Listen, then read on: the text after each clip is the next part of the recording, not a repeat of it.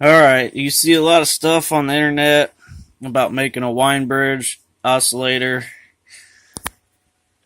You've got all these diagrams. Some use the bulb, and some don't use anything to regulate the gain, and others use the diodes and the FETs and all that stuff, and it gets confusing. And then when you try to actually make the circuit, you have all kinds of problems.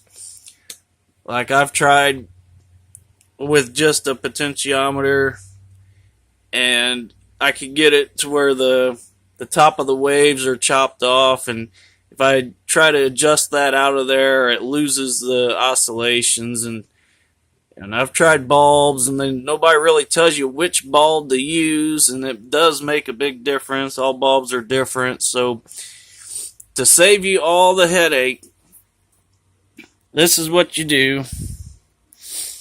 Now, first off, I'm going to tell you how to make a dual polarity power supply. It's real simple. I got 12 volts DC. You take 4 capacitors, electrolytic capacitors, and you put the positives all to one side, and the negatives going to the same side. Connect them together just like this.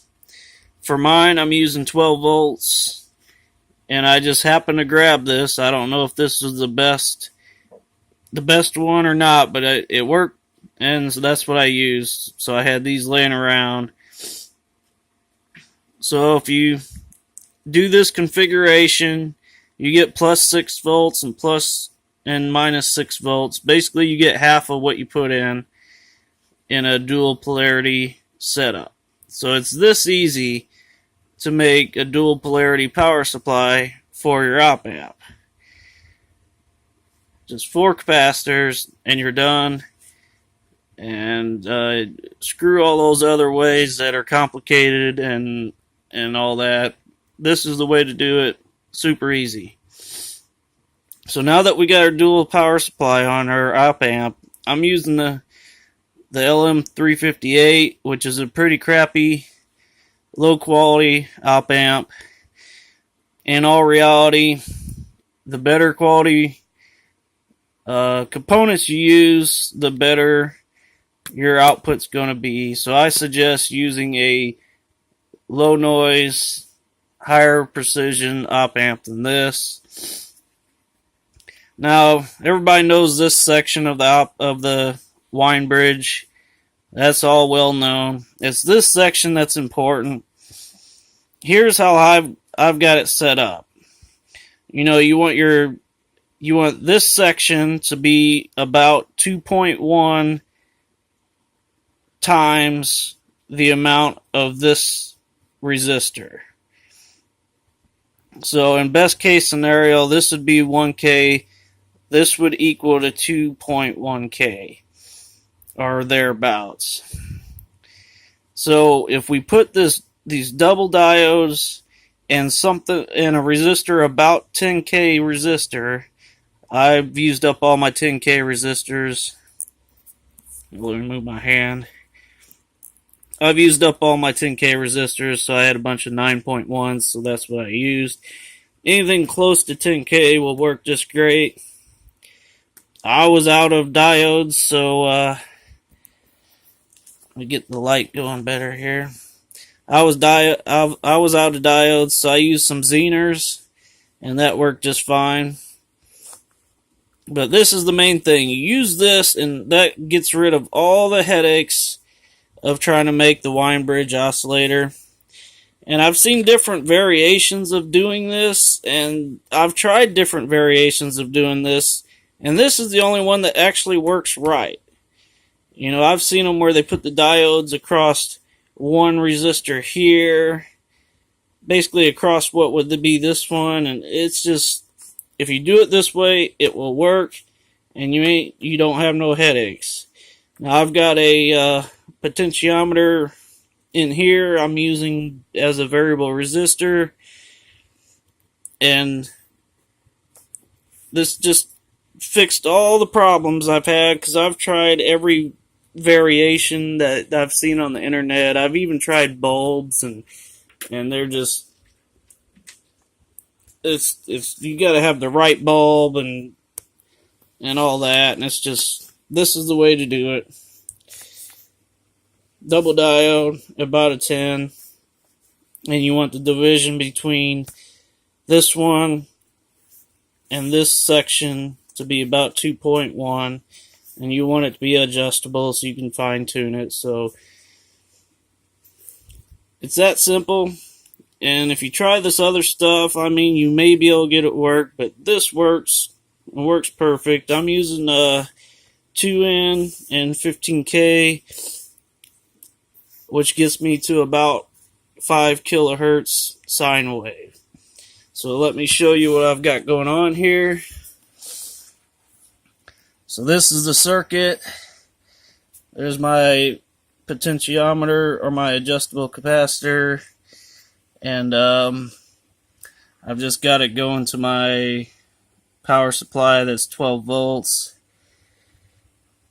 And then obviously this is where it creates the dual polarity power supply to supply the op amp. And I got my resistors and capacitors in there. There's the dual diodes, and if you do it just like I showed, here's what you'll get.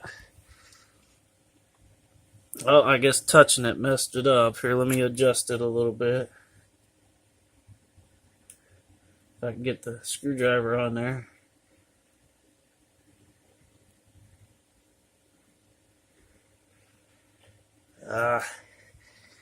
Try to get the screwdriver in there.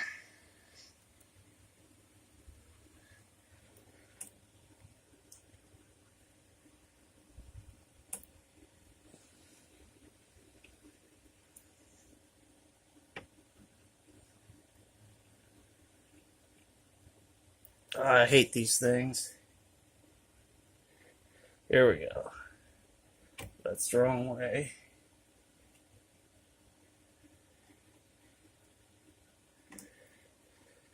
Jeez. Sorry about that. I tried to do two things at once here.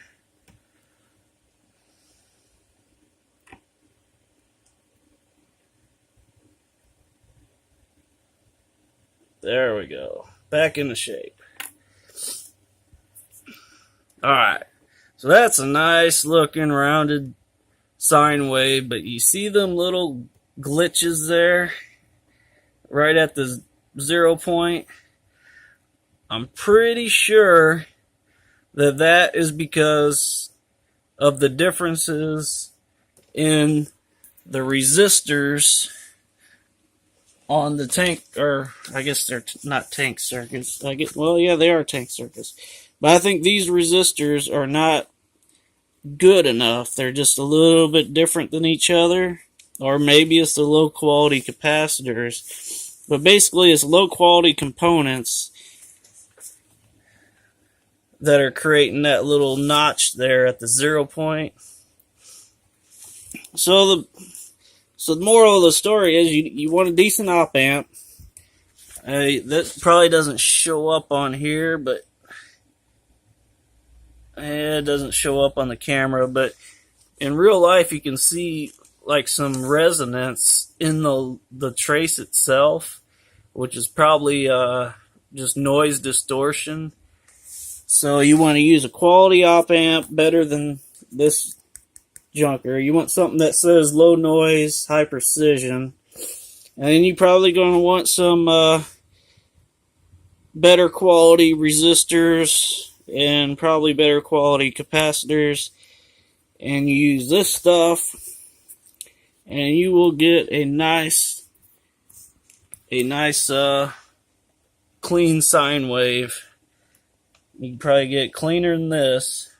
Because, I mean, this is looking pretty good, but you can see a little harmonics in the trace. So that's how you do it.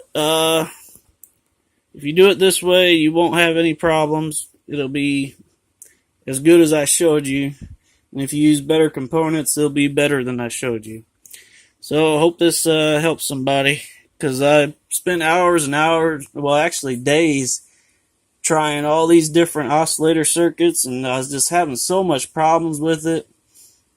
And I finally got this good, which is this is the best I've done so far. So hope this helps somebody.